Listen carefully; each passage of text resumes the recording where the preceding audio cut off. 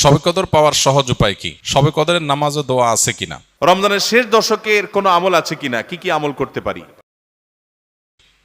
শবে কদরের রাত যেহেতু একেবারেই চূড়ান্তভাবে ফিক্সড কোনো রাত নয়, সেজন্য শবে কদর পাওয়ার উপায় হলো রমজানের শেষ দশকের প্রত্যেকটা রাতে ইবাদত করা।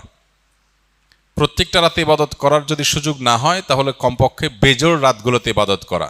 নবী সাল্লাল্লাহু আলাইহি ওয়াসাল্লাম বলেছেন, তাহাররাউ লাইলাতুল কদরি ফিল বিত্রি মিনাল আশরিল আওয়াখিরি মিন রমাদান। রমাদানের শেষ দশকের বেজোড় রাতগুলোতে তোমরা কদর তালাশ করবে।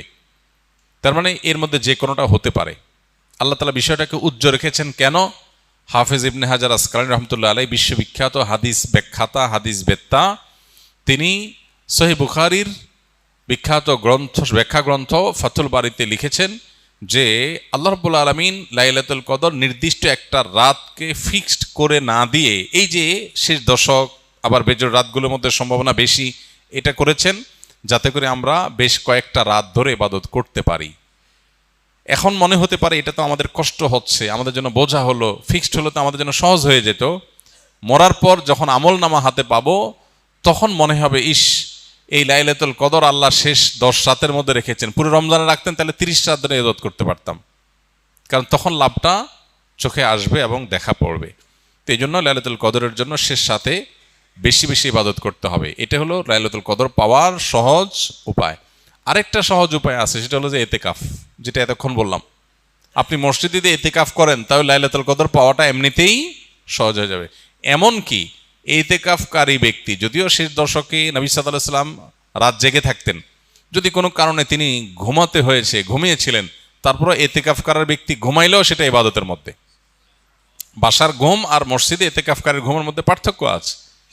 মসজিদে অবস্থানটাই ইটসেলফ একটা ইবাদত। অতএব আপনি যদি চান যে আমার লাইলাতুল কদর মিস না হোক, তাহলে তার জন্য সবচেয়ে মোক্ষম সুযোগ এবং সবচেয়ে সহজ উপায় হলো এতেকাফ করা। এতেকাফ অত্যন্ত প্রেমময় একটি ইবাদত, যেটা খুব ভেতর থেকে ফিল করা যায়। আল্লাহর সাথে একান্তে কথা বলা যায়, অনুভব হবে যে আমি আল্লাহর ঘরে আছি, আল্লাহর ঘরে হাজির হয়ে গেছি। সবাই বের হয়ে যাচ্ছে, আমি বের হচ্ছি না, কারণ আমি আল্লাহর ঘরের বন্দী, নিজেকে বন্দী করে ফেলেছি। অন্যরকম এক ফিল আসবে ইনশাআল্লাহ বিসমিল্লাহ। অনেকেই শবে কদর সম্পর্কে জানতে চাই, কোন রাতে নামাজ আদায় করব, কি নিয়মে নামাজ পড়ব ও কি দোয়া করব। এটা আমরা এই যে এতক্ষণ বললাম, আশা করি যেটা উত্তর হয়ে গেছে। শবে কদরের নামাজ ও দোয়া আছে কিনা? শবে কদরের অন্যতম আমল হলো রাতে দাঁড়িয়ে ইবাদত করা, নামাজ পড়া। এই জন্য আমরা লাইলাতুল কদরে ইনশাআল্লাহ তৌফিক অনুযায়ী 2 রাকাত করে করে লম্বা লম্বা কেরাত, লম্বা লম্বা রুকু, লম্বা লম্বা সিজদা দিয়ে খুব মনোযোগের সাথে দীর্ঘ সময় নিয়ে আমরা নামাজ আদায় করার চেষ্টা করব। এটাই হলো লাইলাতুল কদরের নামাজ। এর কোনো রাকাত সংখ্যা নাই যে এত রাকাত পড়তে হবে, যার যতটুকু তৌফিক হয়, 2 রাকাত, 4 রাকাত, 6 রাকাত, 8 রাকাত, তারাবির পরে রাতভর আমরা সে নামাজগুলো পড়তে থাকবো ইনশাআল্লাহ। নামাজের পাশাপাশি লাইলাতুল কদরে করার জন্য স্পেশাল আমল নবী করিম সাল্লাল্লাহু আলাইহি সাল্লামের পক্ষ থেকে রেকমেন্ডেড আমল একটাই আছে, সেটা হলো মা আয়েশা রাদিয়াল্লাহু তাআলা আনহা বর্ণিত হাদিসে যে দোয়ার কথা আমরা জানি, সেটা হলো আল্লাহুম্মা ইন্নাকা আফুউন তুহিব্বুল আফওয়া ফাফু আন্নি। হে আল্লাহ, আপনি ক্ষমাশীল, ক্ষমাশীলতাকে পছন্দ করেন, অতএব আমাদেরকে ক্ষমা করে দিন। এই দোয়া বেশি বেশি করে করা। এর বাইরে আমরা জিকির, আজকার, তাসবিহ, কোরআন তেলাওয়াত, দোয়া, রোনাজারি, এগুলোর মাধ্যমে পুরো রাত অতিবাহিত করার চেষ্টা করব ইনশাআল্লাহ। নামাজের ক্ষেত্রে বিশেষ কোনো নামাজ নাই যে লাইলাতুল কদরের এরকম এত রাকাত নামাজ, প্রথম রাকাতে অমুক সূরা এতবার, তমুক সূরা এতবার, এরকম কোনো বিশেষ নিয়ম নাই। বরং অন্য যে কোনো নামাজের মতো যে কোনো সূরা দিয়ে আমরা নামাজগুলো পড়তে পারি।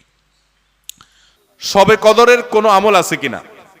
শবে কদরের আমল আছে ভাই। শবে কদরের সব ধরনের ইবাদতই করার চেষ্টা করতে হবে সাধ্য অনুযায়ী, যেগুলো করা সম্ভব হয়। বিশেষ করে কোরআন তেলাওয়াত করা, 2 রাকাত করে লম্বা কেরাত, লম্বা রুকু সিজদা দিয়ে যতটুকু পারেন নফল নামাজ পড়বেন। বিশেষ পদ্ধতির নামাজ, শবে কদরের নামাজ এত রাকাত, অমুক সূরা এতবার, প্রথম রাকাতে, দ্বিতীয় রাকাতে এতবার, এগুলো মন গড়া, এগুলোর কোনো ভিত্তি কোরআন হাদিসে নাই। তবে 2 রাকাত করে যত লম্বা রুকু দিয়ে সিজদা দিয়ে অনেক সময় নিয়ে 2 রাকাত নামাজ 5, 7, 10 মিনিট ধরে, যত বেশি সময় ধরে পারেন লম্বা কেরাত রুকুতে নামাজ পড়বেন। এক, তেলাওয়াত বেশি বেশি করবেন, যত সুন্দর করে সম্ভব তেলাওয়াত শুনবেন, শোনাশুনি করবেন, কোরআনকে সময় দিবেন, কোরআন স্টাডি করবেন এই রাতে। আর বিশেষ করে একটা দোয়া আমাদের আয়েশাকে রাদিয়াল্লাহু তাআলা আনহাকে নবী করিম সাল্লাল্লাহু আলাইহি ওয়াসাল্লাম শিক্ষা দিয়েছেন, আল্লাহুম্মা ইন্নাকা আফুউন তুহিব্বুল আফওয়া ফাআফু আন্নি। আল্লাহ আপনি ক্ষমাশীল, ক্ষমাকে ভালোবাসেন, আপনি আমাকে ক্ষমা করুন। আর আল্লাহর কাছে দোয়া, ইস্তেগফার, রোনাজারি, চোখের পানি ফেলা, গুনাহ মাফ চাওয়া, এগুলো করতে থাকবেন।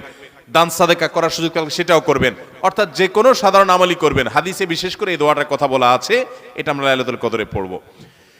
শবে কদরের নামাজের নিয়ম কি, কত রাকাত পড়তে হবে একটু জানাবেন। শবে কদরের নামাজের নিয়ম কি, একটু আগে আমরা বলেছি যে শবে কদরের নামাজের আলাদা কোনো নিয়ম নাই। অন্য যে কোনো সময় যে আমরা নফল নামাজ পড়ি, ঠিক একই পদ্ধতিতে আমরা শবে কদরে পড়বো, লাইলাতুল কদরেও পড়বো। আমরা বিশেষ করে অনেকে মনে করি লাইলাতুল কদরের প্রথম রাকাতে অমুক সূরা এতবার পড়তে হয়, সূরা ফাতিহার পর দ্বিতীয় রাকাতে তমুক সূরা ততবার পড়তে হয়। এগুলো সবগুলো মানুষের নিজেদের বানানো। কোরআন বা হাদিস এরকম কোন ফরম্যাট শবে কদরের জন্য আলাদা ঠিক করে দেয় নাই। ওইটাকে আমরা আবশ্যক বানালে বরং সেটা বেদাত হতে হবে, বেদাত হতে পারে। আমরা দুই রাকাত করে যত লম্বা সময় পারি, যে কোনো সূরা দিয়ে পারি, আমরা বেশি বেশি করে নামাজ পড়বো শবে কদর ইনশাআল্লাহ তাআলা। রমজানের শেষ দশকের কোনো আমল আছে কিনা, কি কি আমল করতে পারি? রমজানের শেষ দশক হলো আমলের সবচেয়ে গুরুত্বপূর্ণ দশক। ভাইরা আমার, নবী করিম সাল্লাল্লাহু আলাইহি সাল্লাম সম্পর্কে আমাদের আয়েশা বলেছেন, কানা ইয়াজিতাহিদু ফীহি মা লা ইয়াজিতাহিদু ফী গায়রি। রমজানের শেষ 10 দিনে আসলে নবী সাল্লাল্লাহু আলাইহি সাল্লাম ইবাদতের জন্য এত চেষ্টা করতেন, এত মেহনত করতেন, এত সাধনা করতেন, তার জীবনে অন্য কোন সময় ইবাদতের জন্য এত সাধনা করতেন না, শেষ 10 দিন ইবাদতের জন্য যেরকম সাধনা করতেন। এবং আমাদের আয়েশা বর্ণিত হাদিসে আরো বলেছেন তিনি, নবী করিম সাল্লাল্লাহু আলাইহি সাল্লাম কানা ইদা দাখালাল আশার, রমজানের শেষ 10 দিন যখন শুরু হতো, আহিয়া লাইলা, সারা রাত আর ঘুমাতেন না, শেষ দশক কখনো ঘুমাতেন না। ওয়া আইকাযা আহলা, পরিবারের লোকদেরকে ঘুম থেকে ডেকে তুলতেন। ওয়া সাদ্দা মিযরা, কোমর বেঁধে নিতেন। এবং ইবাদতের জন্য সবচেয়ে বেশি মেহনত মুজাহাদা তিনি করতেন। ভাইরা আমার, রমজানের শেষ দশক হলো ইবাদতের সবচেয়ে গুরুত্বপূর্ণ সময়। আমাদের বেশিরভাগ মানুষ ঈদের কেনাকাটায় আমরা ব্যস্ত হয়ে পড়ে, শহরের মানুষ গ্রামে যাওয়া ব্যস্ত হয়ে পড়ে, গ্রামের মানুষ শহরের মানুষকে ওয়েলকাম করার জন্য ব্যস্ত হয়ে পড়ে। আমাদের শেষ দশকের ইবাদত হয় না। শেষ দশক ইবাদত করার চেষ্টা করবো তো ইনশাআল্লাহ। শেষ দশকের প্রধান ইবাদত হলো এতেকাফ। শেষ দশকের প্রধান ইবাদত কি? এতেকাফ। এতেকাফ করার চেষ্টা করবেন। আমরা শেষের দিকে সেই এতেকাফের কথা বলি, তখন আপনারা এটার ফজিলত বুঝেন না। নবী করিম সাল্লাল্লাহু আলাইহি সাল্লাম রমজানের রোজা 3য় হিজরিতে ফরজ হয়েছে, তার ওয়াফাত পর্যন্ত কোন বছর শেষ দশকের এতেকাফ ছাড়েন নাই, মসজিদে এতেকাফ করছেন। যুবকরা এতেকাফ করবেন তো ইনশাআল্লাহ।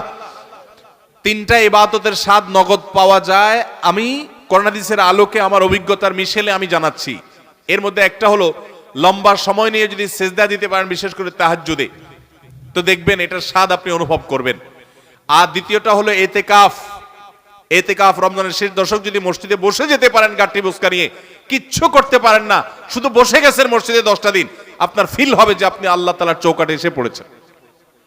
এতেকাফের মজা যারা একবার পায়, তাদেরকে এটা থেকে দূরে সরা রাখা যায় না।